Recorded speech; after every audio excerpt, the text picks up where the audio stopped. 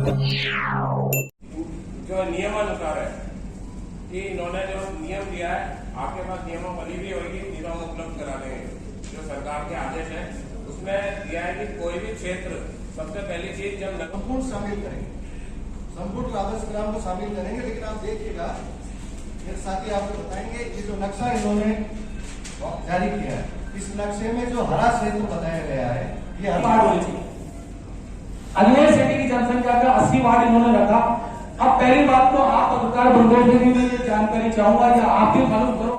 अजमेर शहर जिला कांग्रेस कमेटी द्वारा जो अभी हाल ही में नगर निगम के परिसीमन और वार्डों के पुनर्गठन का जो कार्य किया गया है प्रशासन द्वारा, उसके बारे में हमने जो आज प्रेस वार्ता की है, जिसके अंदर तमाम नियमों की उल्लंघन करते हुए, तमाम नियमों को ताक में रखते हुए बहुत खामियों के साथ जो इन्होंने परिसीमन किया है।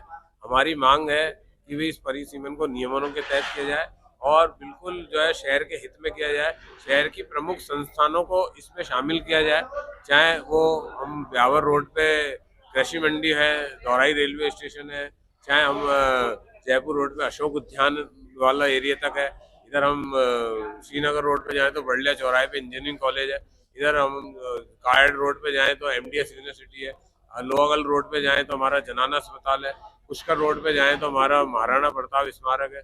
इन सब चीज़ों को नगर निगम की परिधि में लिया जाए, क्योंकि अरसे बाद जो है नगर निगम का विस्तार होने की जो हमें कोई आशा जगी थी और सरकार ने जो है परिसीमन कराया था और यहाँ के प्रशासन ने लीपापोती करके ज्यों का त्यों कर दिया।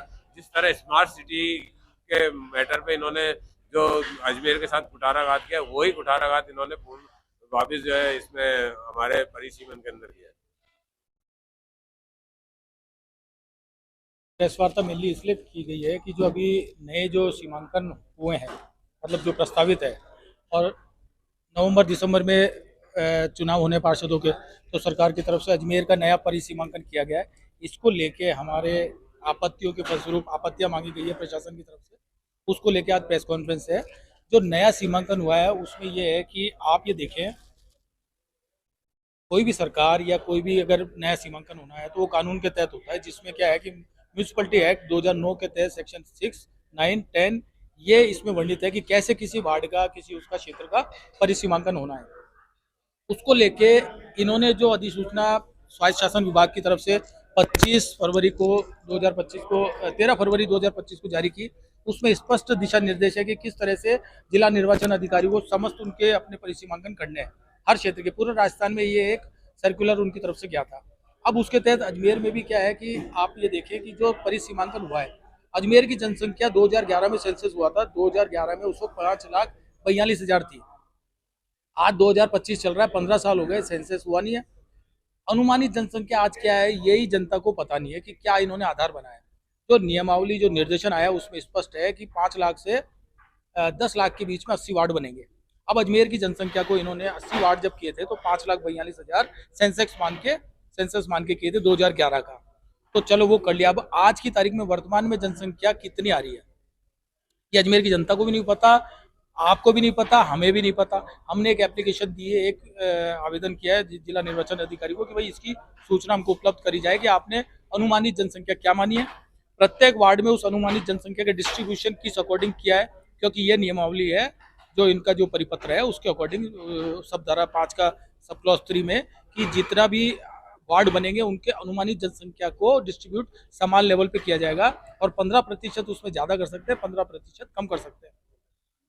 यानी किसी भी वार्ड में जनसंख्या उस अनुमानित जनसंख्या का 15% कम या ज्यादा इस तरह कर सकते हैं।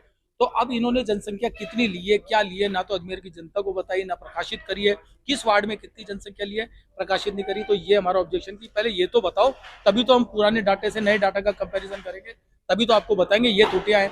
इसके अलावा एक थाना क्षेत्र में जो वार्ड जो है एक थाना क्षेत्र में रहना चाहिए, एक वार्ड 2-3 थानों क्षेत्र में नहीं आना चाहिए, ये नियमावली में है।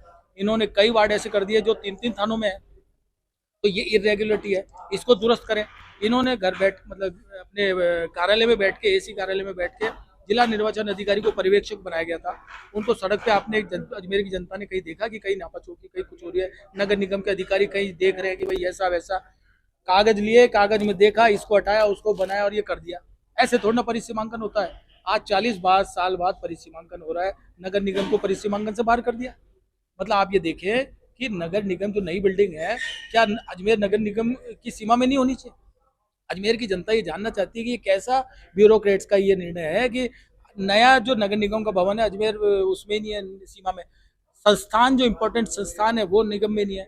40 साल में आज निगम का अजमेर का जो ब्रह्मा की नगरी है, अपने ये ख्वाजा साहब की नगरी है, विश्व पटल पे नाम है, और आप इसको डाउन टू और डाउन कर रहे हैं। 40 साल में भी कोई स्मार्ट सिटी बनाने की जगह आप तो एक खाना पूर्ति कर रहे हैं। तो ये सारे विरोध है हमारे, जिनको लेके आगे हमारा प्रदर्शन रहेगा। 9 तारीख को हमने सारी डिटेलिंग ये सारे तैयार करके, वार्ड वाइज आपत्तियां, एक मकान 2 वार्डों में आ रहा है, तो ये क्या इलीगलिटी? ऐसी कई वार्डों में इन्होंने ऐसे किया कि एक ही संपत्ति इस वार्ड में भी आ रही है, उस वार्ड में भी आ रही है। क्या इन्होंने परिसीमांकन किया? एक मकान में रहने वाले का वोट तो लग रहा है दूसरे वार्ड में, और उसका मकान आ रहा है एक वार्ड में। तो ये क्या, किस तरह से इन्होंने किया? तो ये प्रत्येक वार्ड की जो आपत्ति है वो तो हमने एकत्र कर ही ली, उसको डाटे समेत और हमारी मुख्य आपत्ति समेत 9 तारीख को जिला प्रशासन को हमारी आपत्ति देंगे, विरोध प्रदर्शन करेंगे। किसी तरह की इरेगुलरिटी आगे आई, क्योंकि 17 तारीख तक अभी आपत्ति लेने का इनका ओपन है, 17 तारीख बाद आपत्तियां क्लोज होगी, तो तब भी इन्होंने दुरुस्त नहीं करी, इन्होंने ये सब बंद नहीं किया, इनकी अवैध ये कार्रवाइयाँ सीमांकन की।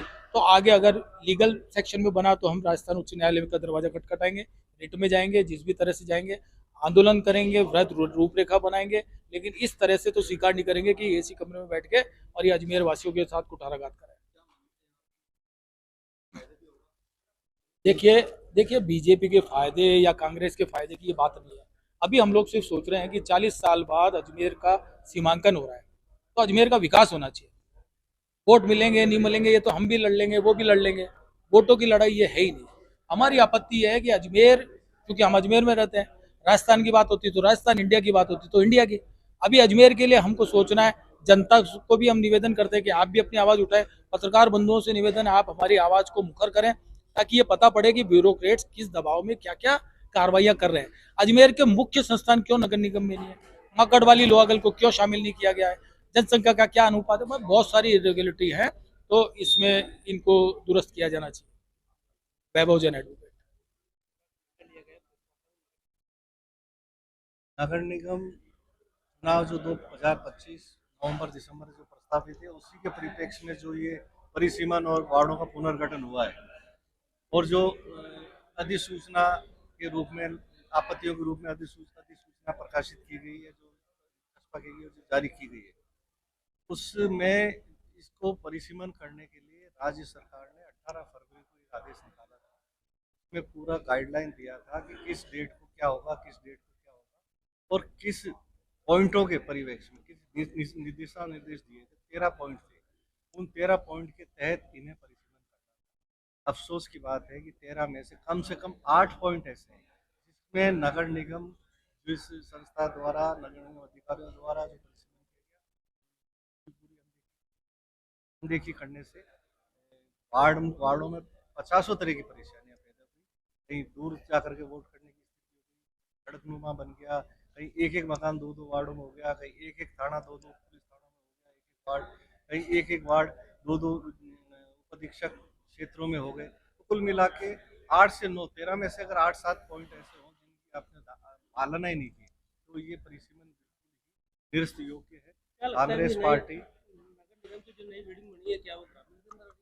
नगर निगम का जो नया बिल्डिंग बना है, 25 तारीख को एक प्रस्ताव जारी हुआ था सरकार से कि 5 राजस्व ग्राम जो है शामिल किए जाते हैं, और उसके बाद 28 तारीख को एक जारी हुआ कि ये इसमें से 2 ग्राम हटा दी जाती है प्रशासनिक कारणों से।